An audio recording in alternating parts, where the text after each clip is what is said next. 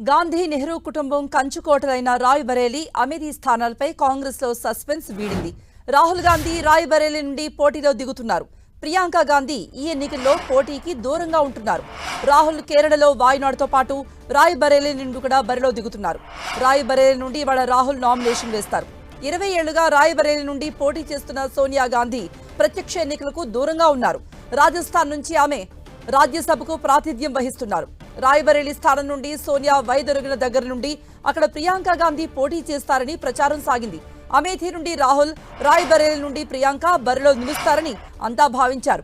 కానీ అనూహ్యంగా రాహుల్ రాయ్బరేలీని ఎంపిక చేసుకోగా అసలు ప్రియాంక మొత్తం పోటీగా దూరంగా ఉండడం సంచలనంగా మారింది. గడిచిన 2-3 ఏళ్లుగా ప్రియాంక కాంగ్రెస్ రాజకీయాల్లో చురుగ్గా ఉంటున్నారు. అసెంబ్లీ ఎన్నికలు జరిగిన రాష్ట్రాల్లో విస్తృతంగా ప్రచారం కూడా నిర్వహించారు. ఇప్పుడు లోక్సభ ఎన్నికల్లో కూడా దేశమంతా చుట్టేస్తున్నారు. దీంతో రాయ్బరేలీ నుండి తొలిసారిగా ఎన్నికల బరిలో ప్రియాంక నిలుస్తారనే భావించారంతా. కానీ ప్రియాంక మాత్రం ప్రత్యక్ష ఎన్నికలకు దూరంగా ఉంటున్నారు. ఇక అమేథీ నుండి కిషోరీలాల్ శర్మ పోటీ చేస్తున్నారు. 2004, 2009, 2014లో అమేథీ నుండి లోక్సభకు ప్రాతినిధ్యాన్ని వహించిన రాహుల్ 2019 ఎన్నికలలో బీజేపీ అభ్యర్థి స్మృతి ఇరానీ చేతిలో ఓడిపోయారు. ఆ ఎన్నికల్లో అమేథీతో పాటు వాయనాడ్ నుండి పోటీ చేసిన రాహుల్ కేరళ నుండి గెలుపొందారు. ఈ ఎన్నికల్లో కూడా వాయనాడ్ను ఆయన విడిచిపెట్టలేదు.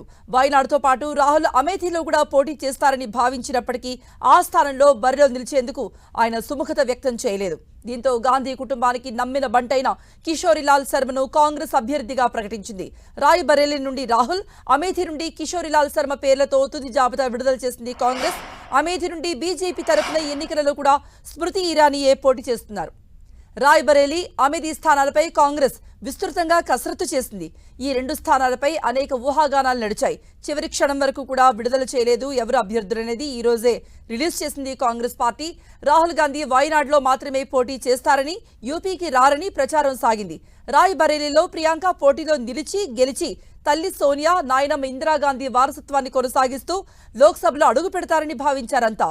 కానీ ప్రియాంక మాత్రం ఈ పోటీకి దూరంగా ఉన్నారు.